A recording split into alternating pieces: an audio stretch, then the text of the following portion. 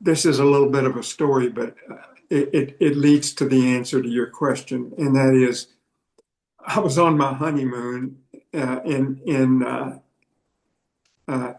near Mill Valley, and I had a paper in my hip pocket that I had brought with me, and I was sort of embarrassed to be reading, business stuff. And I read it, and it was a paper by a man named Willis Harman, who is the chief scientist at the uh, Stanford Research Institute and the dean of engineering at Stanford at that time. And I was just struck by what he said. And I told my wife, Mavis, I said, Mavis, I've got to call this guy. I can't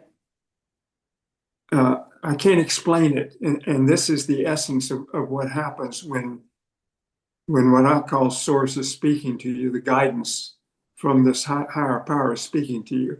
So I called him, and he said, "Oh, well," he said, when do you leave? And I said, in the morning. And, and he said, I'll meet you. What time's your plane? And I said, 8. He said, I'll see you at 6. And at the airport, I met him, and I spent those 2 hours with him.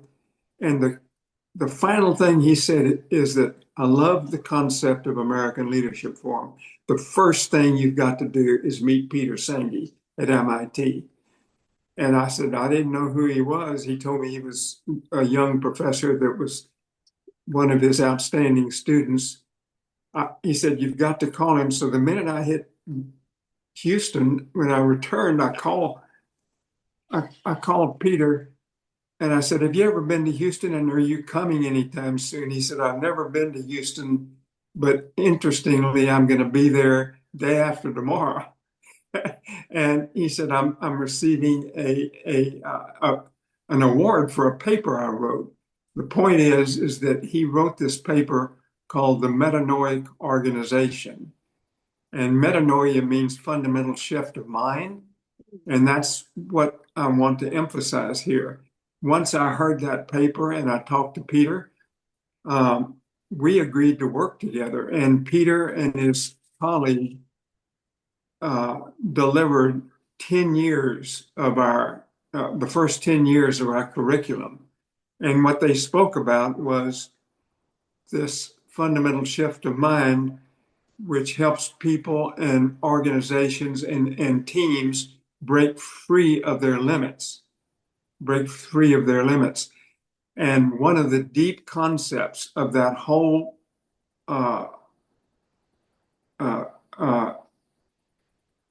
the whole teaching of the metanoic mind is the sense of identity we have with others, and the collapse of boundaries, and which is the essence of love for one another and forgiveness for one another. And this relates directly to how we actually operate in the world. I can talk about that in a moment if you ask me about it. Yes, actually, there's several questions. There's questions coming in on the chat and the Q&A. Yeah, So I think we should first talk about synchronicity, though, because I mean, this man had never been to Houston, and then he was going to be there, and you were going to be there too. That was where you were at the time. So right. you talk about your book Synchronicity, which many of us have read, and how you got to a place where you started American Leadership Forum, and then I will weave in some of the other questions we have here, and that I'm seeing comments in the chat. Okay, good. So that book, Synchronicity, if you boil it down to its essence, um, it has one central message in it. There's a lot of great stories, and I love the book.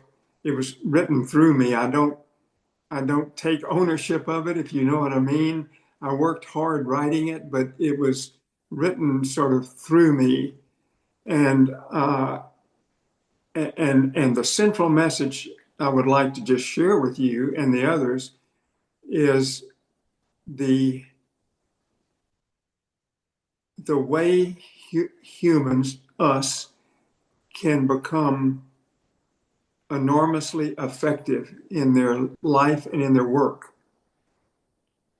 And that is to enable these kind of synchronicities that I just described, that synchronicity, without that synchronicity, Erica, the my whole life would be different. Mm-hmm. The entire program at ALF would be different. It would be much less effective. And so the question is, how do you enable these kind of synchronicities in life? And the answer throughout that whole book is one that was taught to me by this famous cognitive scientist whose name is Francesco Varela. And he said the essence of this is to make a declaration of your intention and then make a deep commitment to that intention. And when you do that, doors will open that you could hardly imagine. People gather and you have all the resources you need. And that's exactly what happened in ALF for me. Do you follow? Yeah, I follow, and me too. So I was retiring from after 24 and a half years on the bench. And when you're a judge, you're in the courtroom all the time. There's no Yeah, downtime. So, you have to get coverage. You just can't get away. And then when things morphed from me being interviewed to be a board member on ALF to maybe being the CEO, the person setting up the interview said, "Can you come this day? Can you come that day?" Normally it would be so hard and I'd have to say no. But I had already scheduled some dark days, open days where I wasn't in court so I could pack because I was going to retire. And yeah, every day they asked for it was a day I was free. And I thought, this is synchronicity, because normally it would be so hard to do that. yes, yes. So some of the questions are a path, show me a path. So I think we'd like to hear your story about how you started and why you started American Leadership Forum. And then if you can talk about the common good, which I know that you have said, and I love your definition. And it pulls so much together. You said common good is the shared commitment to a thriving society. And then talk about service, and then why today when the world is so divided. So I'm going to start. I'll guide you through all those questions. And the first Okay, one is, why did you start ALF? okay. Thank you for guiding me Yeah, because I won't remember all those I questions. know. And we're getting more questions, which is good. I want the questions. Keep setting them in there. Yeah, I love that.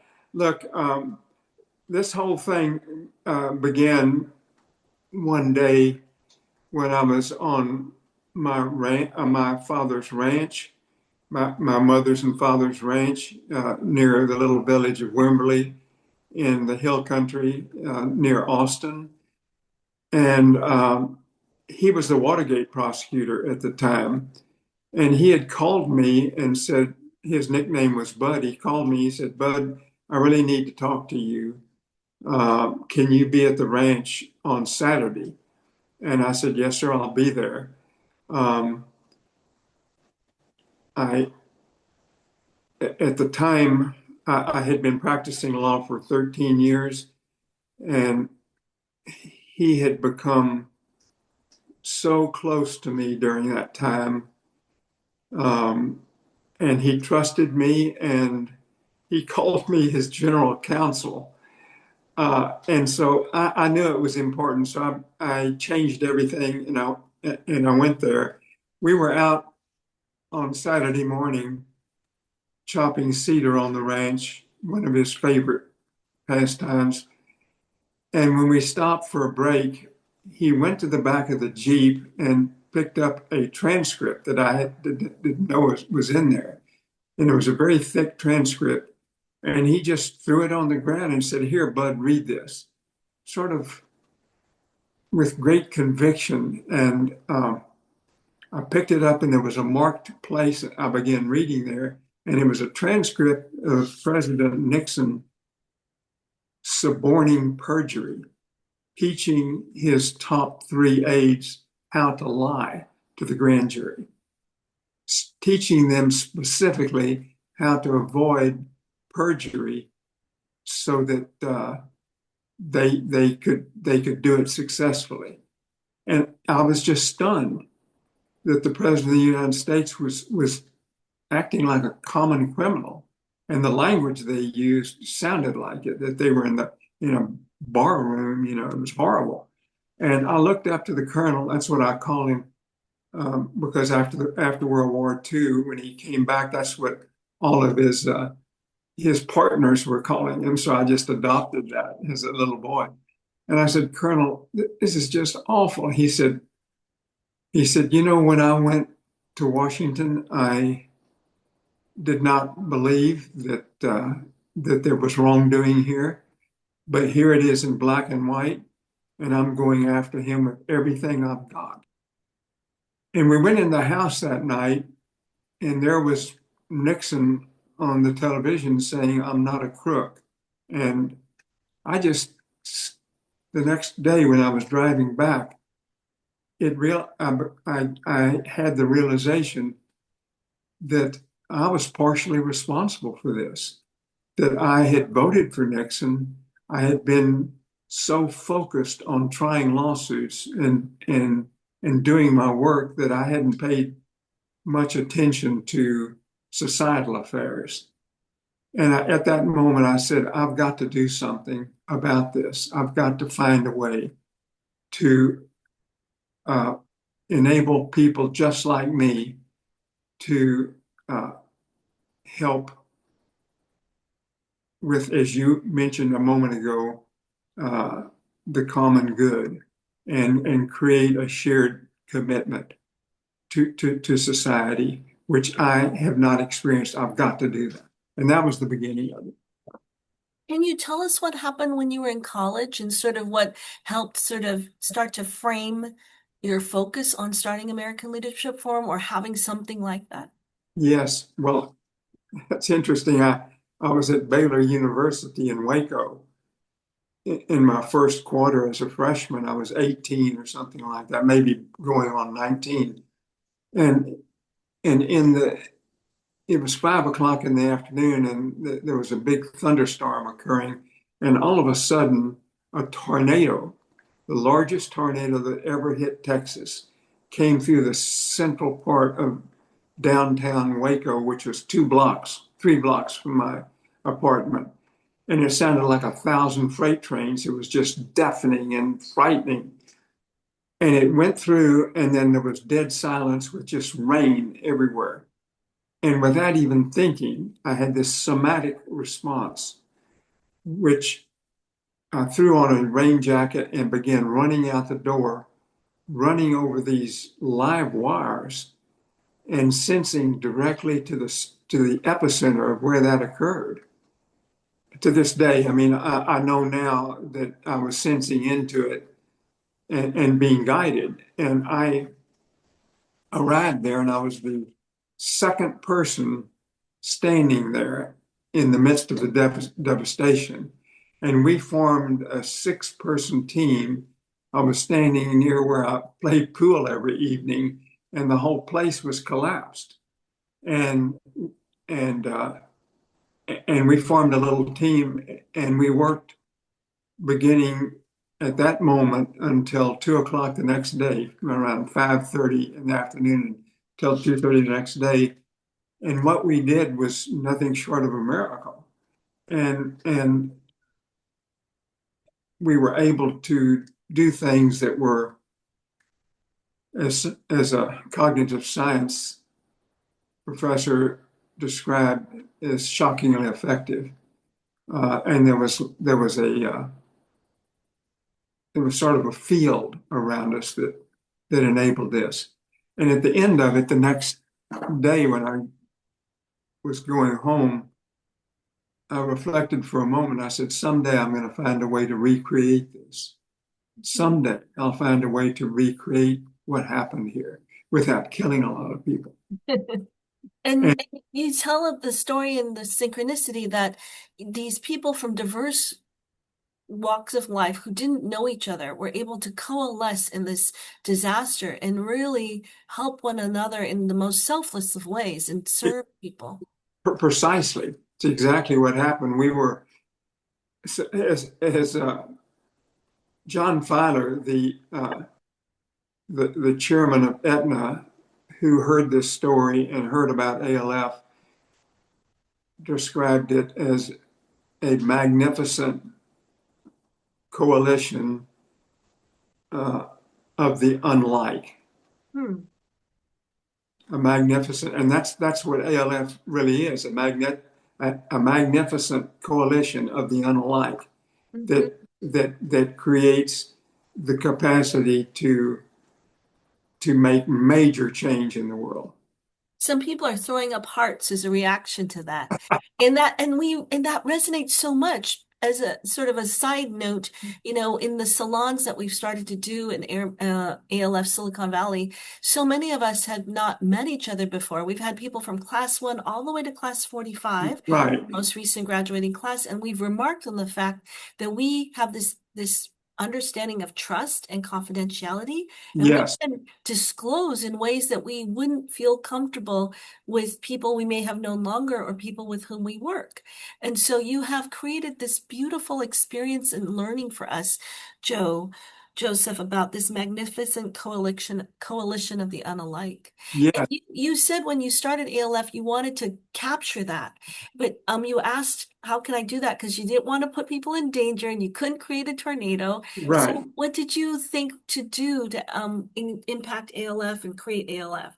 Well, so that there's another synchronistic story. I had left my law firm. I was living in London, practicing law there, and I left the firm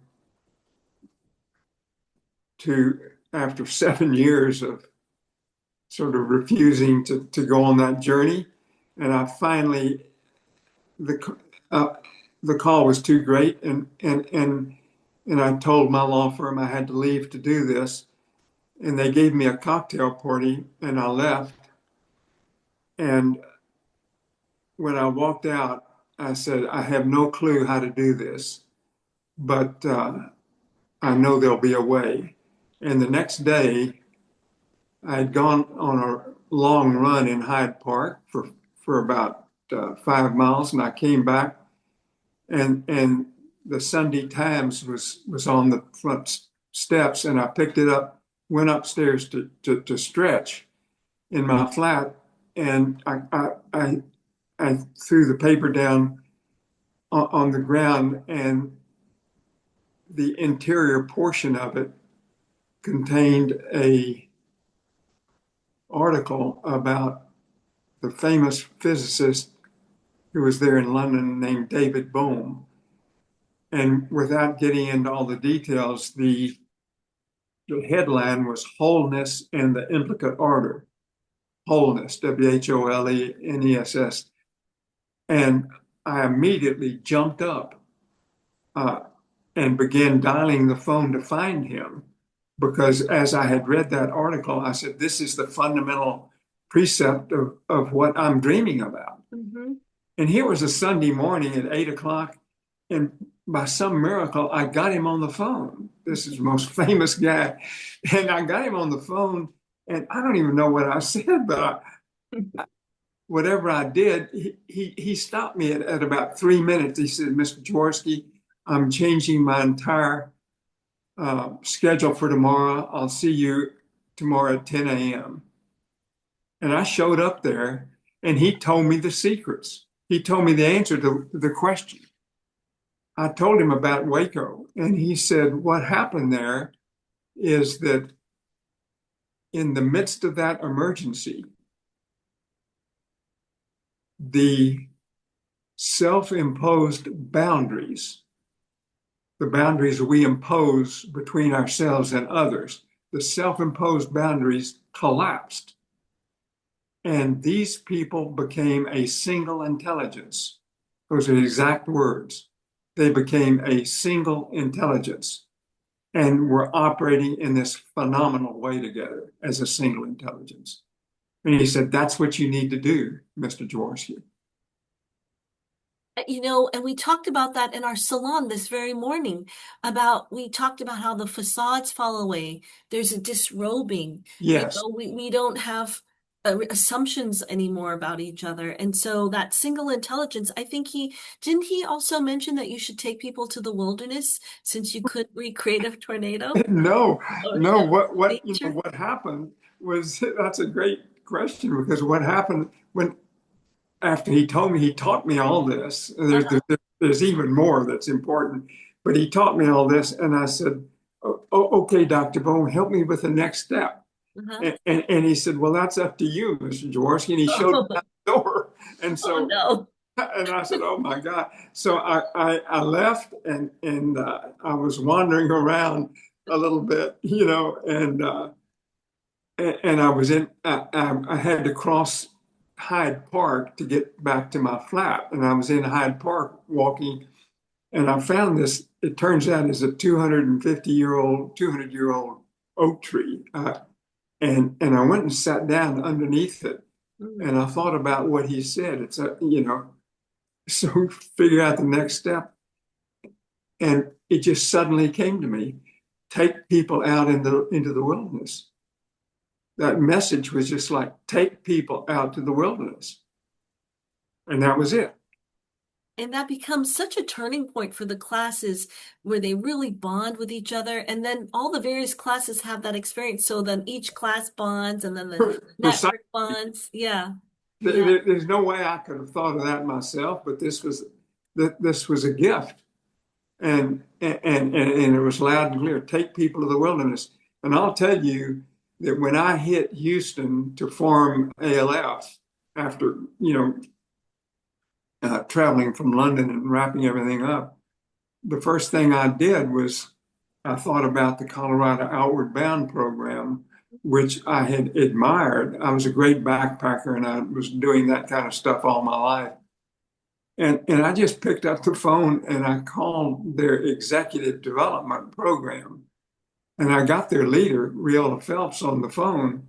And I said, Riola, I've got to come there tomorrow to tell you something I'm in the midst of doing. I want your help. And she said, okay. And so I met with her and her entire team the next day.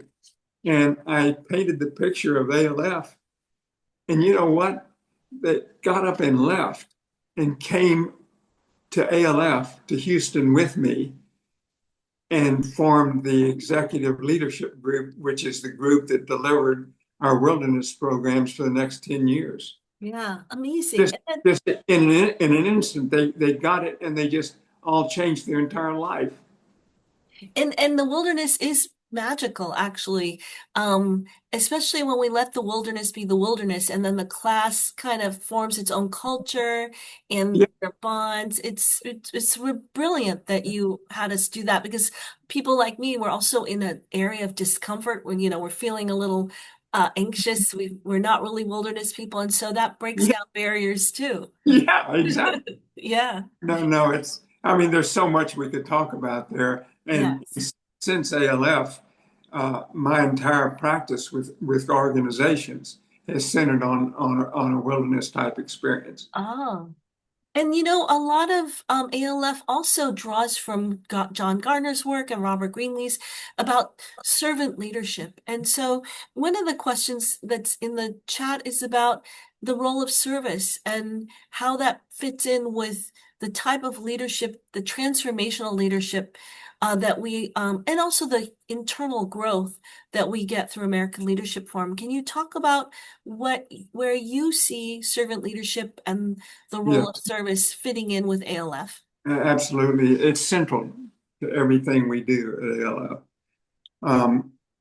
I began reading Robert Greenleaf from front to back, even before the ALF experience, before I decided to do this. And the whole precept that his work is founded upon is service to one another and service to the society. And I have called it stage 3 leadership. We won't get into all that, but it's an elevated capacity for leadership. And it's a central part of the book that that I wrote, Synchronicity. The thing that's not known by most people about him, which I think is interesting and I should mention, is that he was a, a hard-minded optimist. It was not touchy-feely what he was doing, and he wrote specifically about the capacity of the necessary capacity for excellent leadership, for people to develop the capacity for foresight. And he called foresight the central ethic of leadership. And it is something that not only needs to be enabled, but practiced throughout the exercise of servant leadership. That makes so much sense to me. Part of my area of expertise when I was a judge was ethics. And if we have access and authority, there's temptation to use it for self-aggrandizement and self-enrichment, right? We're seeing Yeah. some of that right now. And so to have that practice of servant leadership, of service, of that, shared commitment to a thriving society, that Yes. I think focuses us to use our access and authority for good, for the common good. Absolutely. And to enable this capacity for foresight, which he calls so important, is is a fundamental um, element of exercising leadership that way. And most people don't believe in foresight. The fact is, the scientists say foresight is not just a concept, it is actually a capacity we have and can develop to actually perceive the unfolding future. And you can just feel it in your bones how important that is as we exercise the kind of servant leadership you're talking about. And there's a comment in the chat that's really dovetails with what I'm trying to do to update our curriculum. There's so Mhm. much brain research, so much brain science. The chat, a comment is being exposed to the mountains or waters in nature, rewires a sense of connectivity in our brains. Forgiveness. Is so much, there's brain research, it's good for our bodies, our emotions, and what you're talking about. So I think that for those who may not be so comfortable with the concept of love and leadership, that where we started our conversation, and sorry to those who didn't hear all of it because the recording started a little later. I think bringing in the brain science is helpful for people to access that information through a more cognitive, legal left-brained way. So that's exactly correct.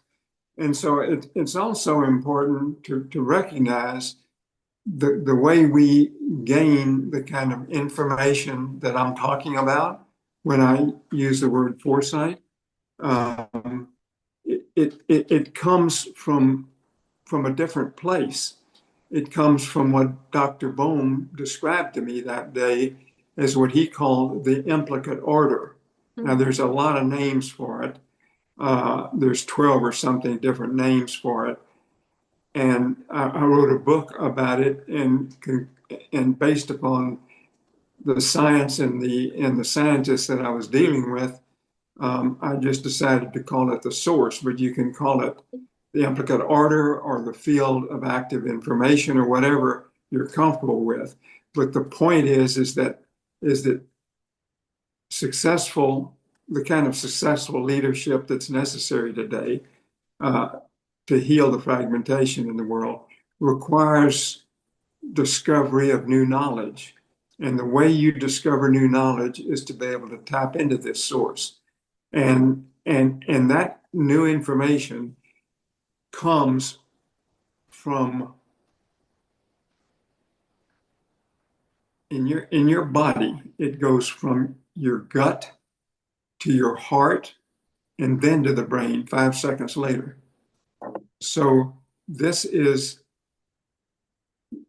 uh, the science that has been developed over the last 20 years.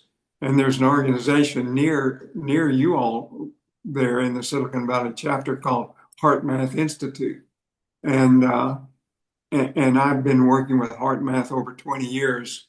And that's part of the science that they've developed. So would you be willing to give me a connection to them? Because I think that might be something that could inform our upgrading of our curriculum as well, the Heart Uh, Mind Institute. And uh, let's dwell on this a little, because you had talked about you were being guided in yeah, your sort of from the time you read that deposition of President Nixon to the people that you met, the universe was sort of making it easier. There was synchronicity. And yes. you said I was being guided. So talk a little bit more about that because that is, I mean, that's the implicate order. I mean, I feel like it's synchronicity, it's your destiny, it's your purpose. I mean, please tell us more about that because we don't talk about that enough. I think No, we're Western thinkers. That's more, I'm a more Eastern person. That's my upbringing. yes. That's more Eastern thinking. But there's a way for these to come together and inform us. So you're absolutely correct. I really think what you're saying is so important. So all of this was taught to me that day by David Bohm. He I'm going to try to summarize it. And so there are three constituents to the universe: um, matter, energy, and information. He was the only person that identified, physicist, that identified information as the third constituency back in 1980. It is now accepted by all the most advanced physicists that these are the three elements. So, and his point is that to exercise the kind of leadership we're talking about, you have to access new information. You have to discover new information. This is not secondary information that's been known and that is hidden somewhere that was discovered 100 years ago. No, this is brand new information that's never been discovered in the world, and we can gain access to that in the in the moment where it's most needed. And that is what David Bohm was speaking to me about. And Oh, sorry to interrupt you. and his word for it is the implicate order, is to how to connect to the implicate order. How do we connect to that? Is it a state of mind? Is it a practice? Is it meditation? How do we connect to that information that is new information? So it's all of what you just said. Number one, the first principal element is to have a comprehensive worldview, to understand that this knowledge exists and that it is accessible. You've got to deeply know that and believe it. And so there's a whole process of learning about that. You follow me? It's the fundamental thing. And this is what Peter and I talked about when he spoke about metanoia. It's a fundamental shift of mind that this is information that's accessible and that you can use for the common good. I And then think Oh, go on. sorry. Please. Oh, No, I was going to say, I think we have to trust that it exists and be open to it. yeah, And Western thinking is very skeptical, right? The scientists are thought of as skeptics in a way. There were a whole school of thought of the skeptics. And I'm disclosing a little bit about myself, just not to make it about myself, but by way of explanation. exactly. When I was given this opportunity to be the CEO, I was asked by the chair to tell him something about myself for the press release. And that was the first time I realized that I'm the only judge in the history of California's judiciary who has served in 6 leadership roles where I was either appointed or elected. And I know that that's because of what I learned from ALF, but also because of I've had a lot of therapy. And in my therapy sessions, my therapist was like a yogi in a way. And he said, you can see things like here, but you can also see things from a higher level. You can tap into your higher self who sees things much better because you might be upset about something. It might feel like a roadblock, but your higher self can see that there's something there that you need to avoid, and this is the path you should be. So if you believe that your higher self can see this, then you're open to that channel of information coming into you. And so I kind of feel that what you're saying is we have to believe there is this information that's new that we haven't accessed before. And Yeah. then doing so, be open to it. And then through synchronicity or fate or kismet, the doors do open. So this is exactly correct. And this is the first lesson that Peter and I talked about that day. And the whole foundation of ALF was built on that. That there was a course that we developed that Peter taught and that I taught, and Riola Phelps, who I mentioned, taught. It was called Leadership and Mastery. And now, I mean, those tablets are long lost, I imagine. But this was 45 years ago, and that was the course about precisely what you just said, how to access this new information. So some of this feels almost mystical. And when we try to recruit people for ALF, they say, well, my business is global. It's not about the immediate society. And this, like, why would this be relevant? Why would I pay for someone to do ALF? What would you say to that? I would say that what we're talking about uh, is the most concrete, fundamental, essential element of good leadership in an organization. And it's just not me saying it. All of the mentors that I have spent time with are saying the same thing, and that it is a critical aspect of of developing good leadership. Why is it a critical aspect? Because discovery, and I'll just tell you in a minute more about it, but the discovery of the answer to critical solutions is the heart of making organizations work correctly. And there's a process that we were led to discover that's called the U process that is being used all over the world now at every scale. It's a core process for discovery, which is what we're talking about here. And this core process is being used at any scale by individuals. So if and teams and full organizations, and at a societal level, at all scales. And it's an important process to learn. I don't know whether your curriculum includes this now, but it's something that we discovered. I think it was in 2000 and 2001. Hmm. And the story of how we discovered that is another set of synchronicities. And we mentioned the U process in our class brochure, but I am wondering, would you be willing to come back and we could do a whole segment on the U process and how it was discovered and how it applies to ALF? Can we do that in a separate segment? Because we have more questions that are Sure.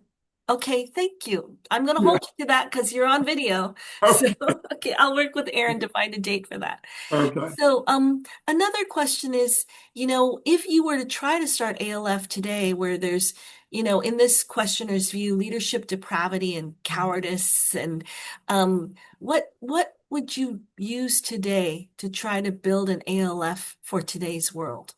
And maybe it wouldn't be anything different. I actually don't know of anything different. I mean, I have put my best effort into thinking about this, and I even go back and read the book Synchronicity to continue to learn. I have a business associate that's one of the most well-known women in the work of organizational transformation. She reads that introduction every month. I don't know anything else I would do differently. We can fine tune it and update things, but I wouldn't do anything fundamentally different. Okay, so someone else in the chat is saying that a half-day retreat on how we access the practice would be phenomenal. So we'll start with the U process, and then I'm happy to try to see if I could do a half-day retreat as a sort of a refresh for senior fellows, and I'll connect with the Heart Mind Institute. So the next question I think it's It's the Heart Math Institute, and Heart Math. Heart Math, Oh, okay. HEARTMATH, and Roland McCready is the chief scientist there. Anyway, we will email back and forth, and I'll connect you up with Roland. Okay, thank you. The next question is, I love the next question because as a judge, I've been speaking even internationally about how we handle evidence in the age of AI. So Yeah. this question is, any words of wisdom for the younger generation or the older ones who now have to navigate the uncharted AI era? Well, so I agree. AI is a society shaping technology. There's no question about it.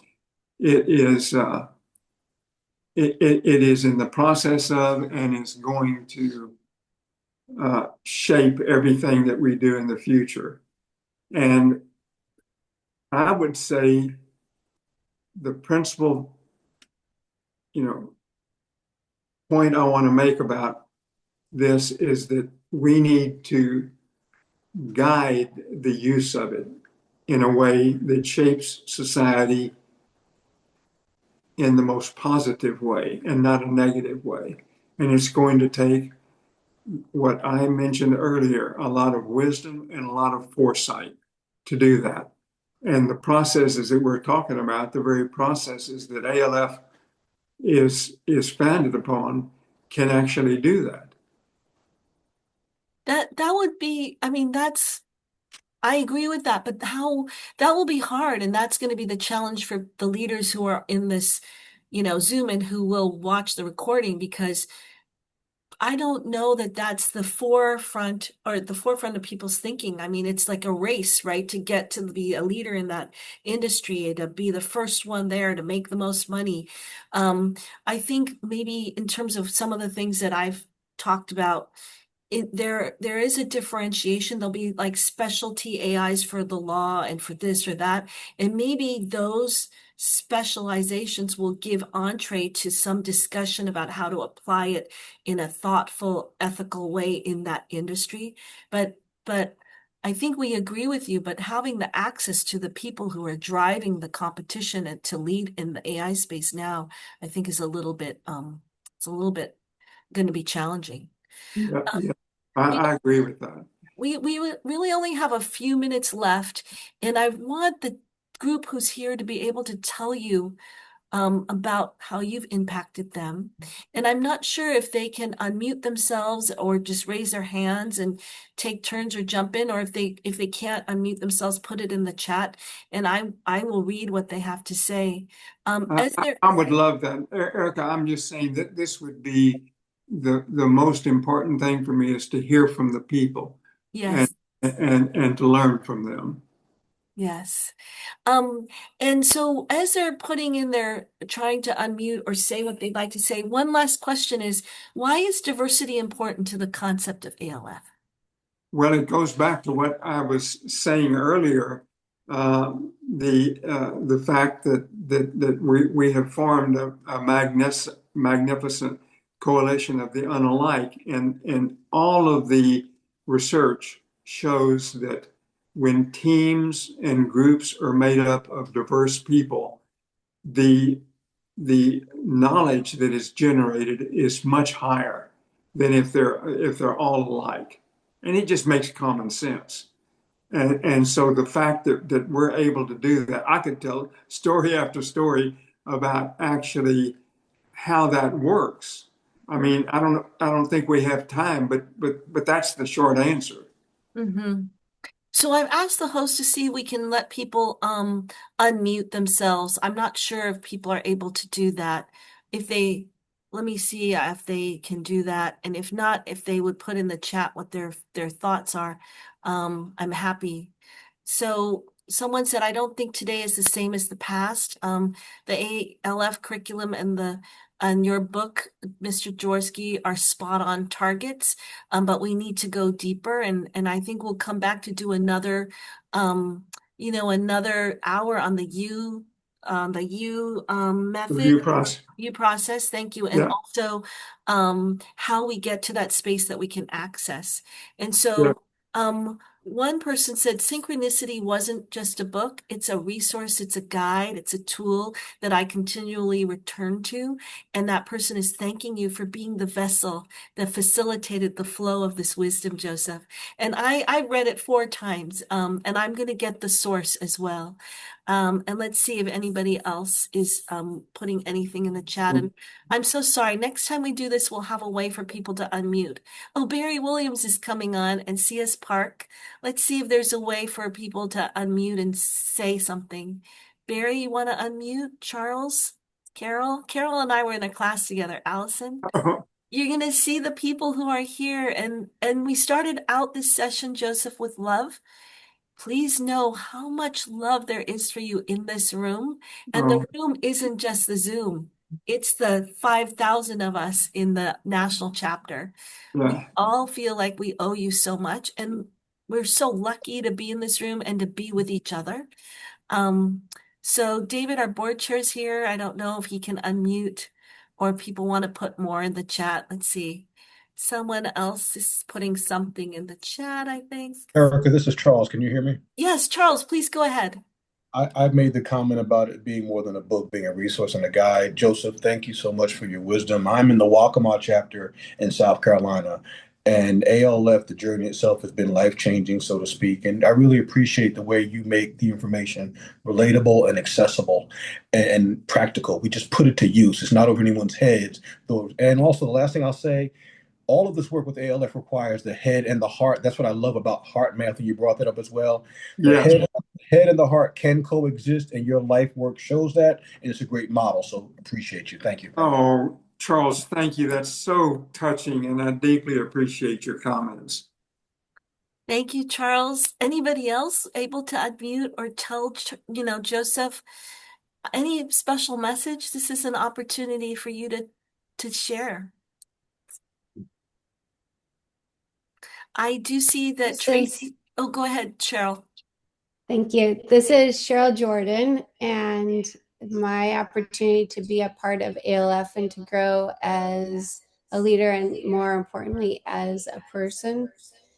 Really, I think an experience that I had with my class that highlights that is just as we were coming back in person after COVID. I was in the middle of my class 41, and I was on my weekend with them, and back at the school district where I work, we had a lot of angst about being in person, and we had some issues going on, and I had my whole class there with me to give me support and wisdom and insights amidst all of the trees that we were amongst. And I did have, when I got back to the district the following week, I had a member of my leadership team who was upset that I wasn't there in person and was doing everything virtually.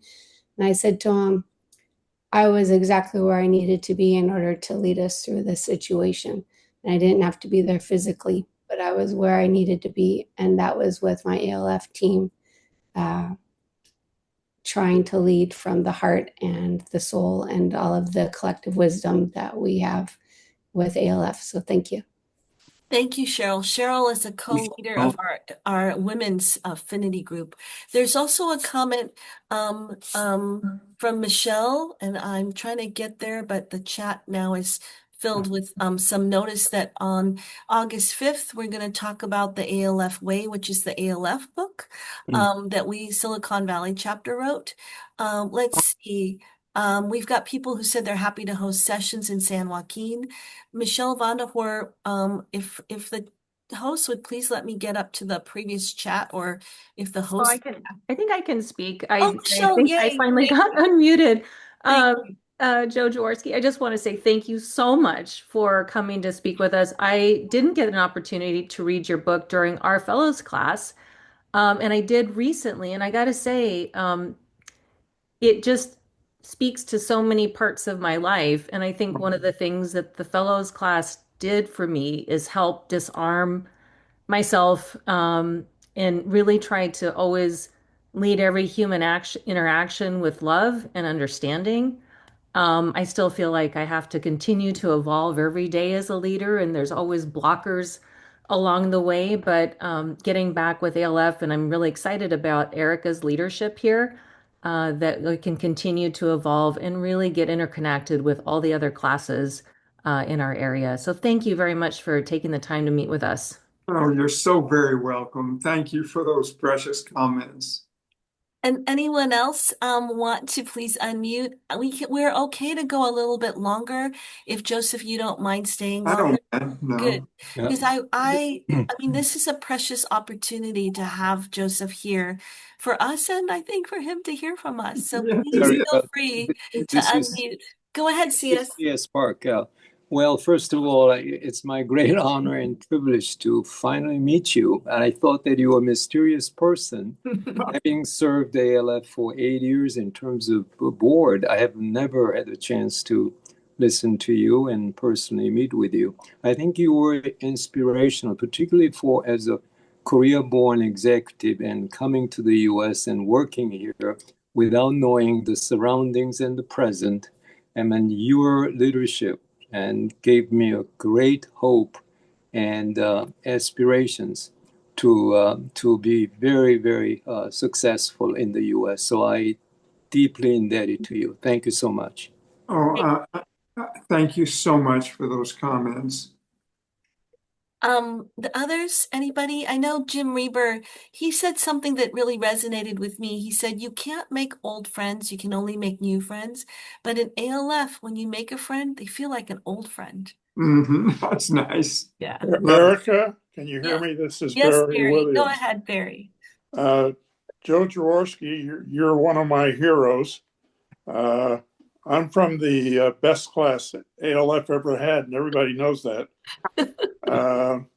But I wanted to say that my experience in ALF was unique in that I was retiring.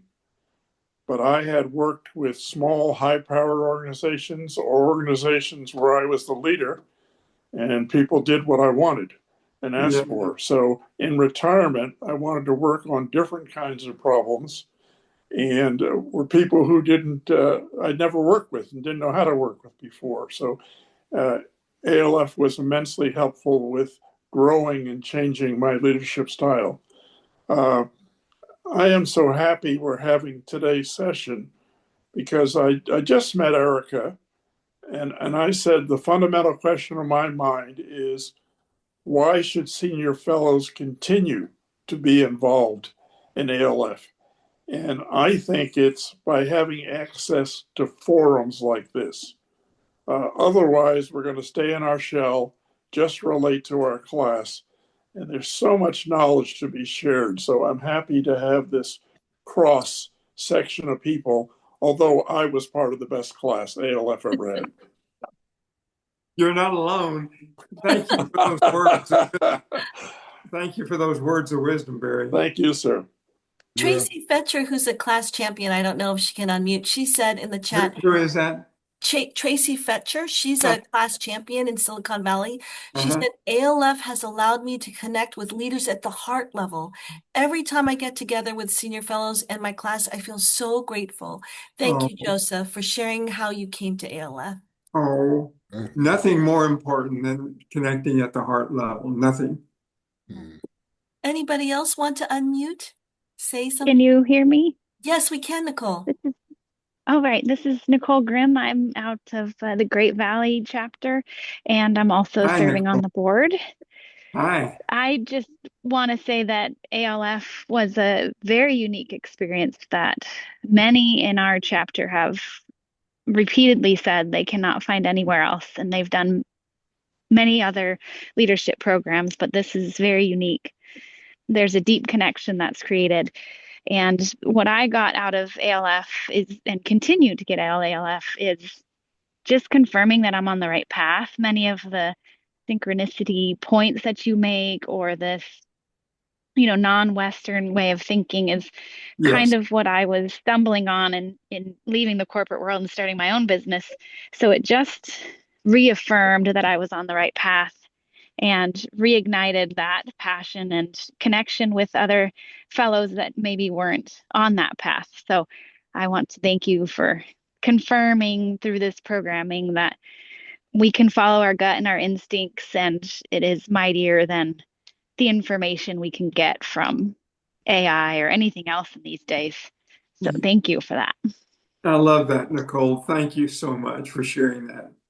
And the Great Valley chapter is now partnering with our Silicon Valley chapter. We have a grant opportunity actually for us to kind of be exchanging ideas. And Silicon Valley is bigger and also older. So kind of like really being thought partners with each other.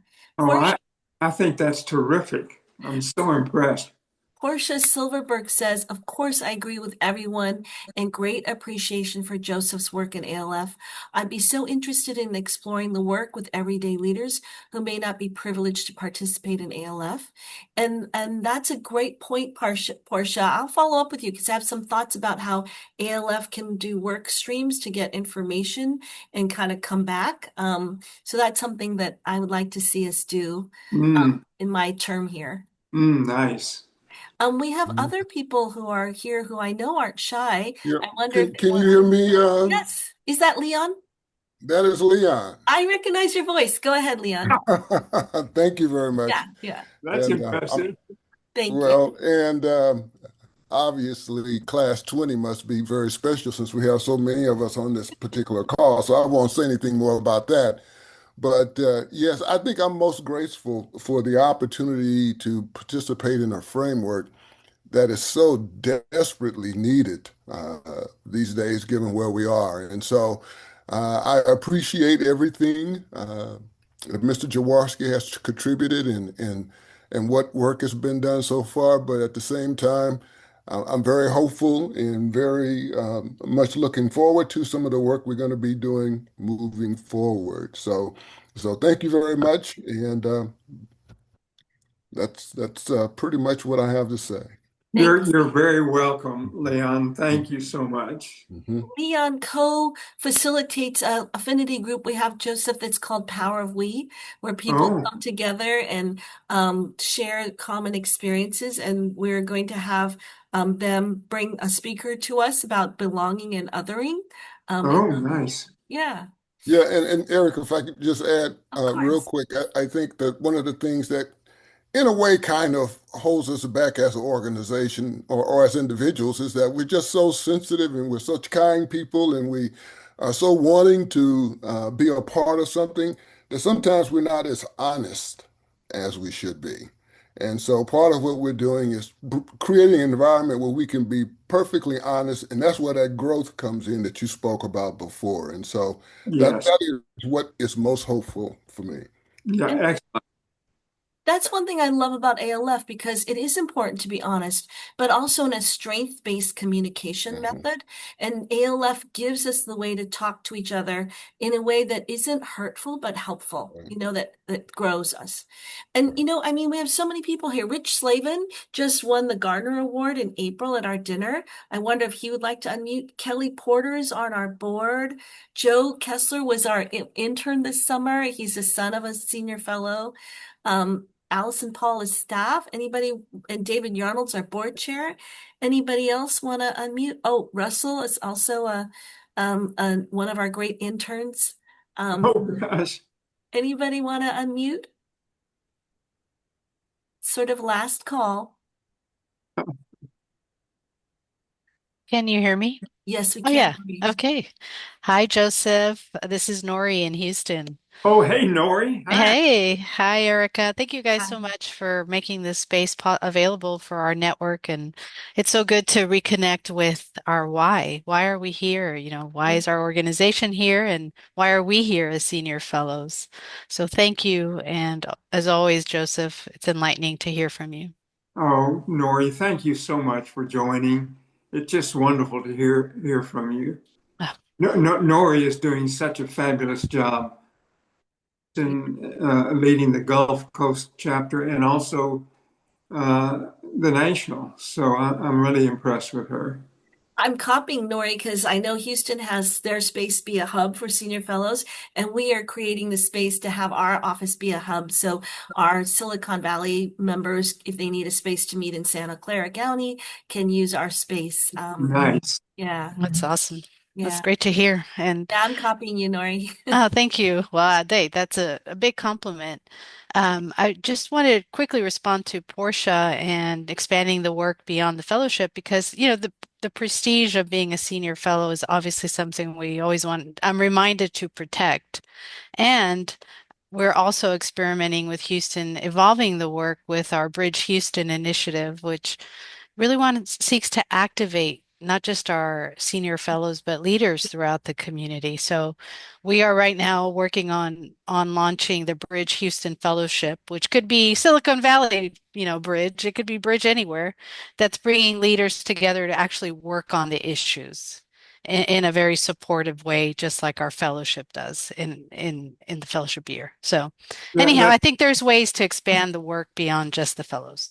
yeah, I couldn't agree more. I think you know how drawn I am to the Bridge Houston program. It's just an outstanding initiative. Thank you. We'd be happy to be on that bridge with you, Nori. Awesome. Well, we're here and let us know. I'll stop taking up time for everybody, but again, thank you. Bye, Nori. Thank you. Bye, everybody. So Winnie, excuse me, Linda, Cynthia, anybody else want to say anything? Otherwise we're going to give Joe the last word. Anybody want to unmute? Okay, so thank you so much for being here. You're going to get an email with an evaluation.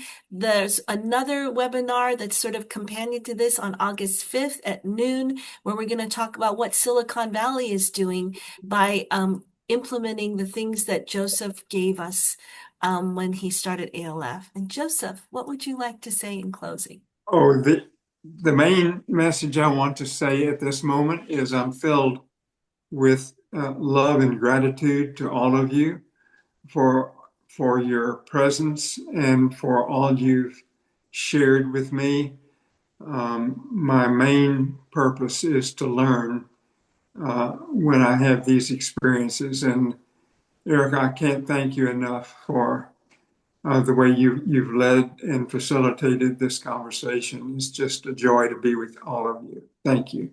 Thank you so much. And we'll do another one on the U process and how we can access that knowledge that we talked about today. When Okay. we're guided. So thank you. And please thank Erin for helping us kind of coordinate everything, Joseph. I will. I'll tell her definitely. Thank you to the ALFSV staff who are on and all the work that they do. Yes, thank you to all of you. Yes. Thank you everyone for being here. And just be well. I hope you have a great weekend. We'll be Yeah, in you touch. too. Bye. Bye.